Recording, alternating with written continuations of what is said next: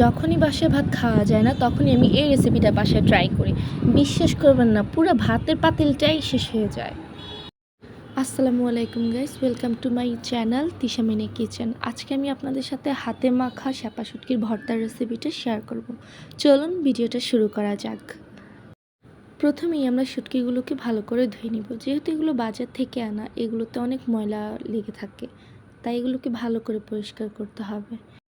দুটো শুটকির সাথে আমি একটা বড় রসুন নিয়েছি,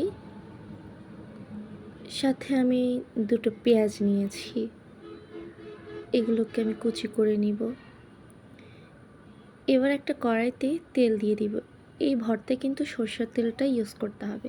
তার মধ্যে পেঁয়াজটা দিয়ে, পেঁয়াজটার মধ্যে একটু তেল লাগিয়ে সাইডে রেখে, রসুনটা দিয়ে তার মধ্যে তেল লাগিয়ে তা একটু সাইডে রেখে দিয়ে মধ্যখানে শুটকিগুলো দিয়ে দিব। শুটকিগুলোর মধ্যে একটু তেল লাগানো হয়ে গেলে তারপর আমরা শুকনো মরিচ দিয়ে দিব। এগুলো ভালো করে টেলে নিব।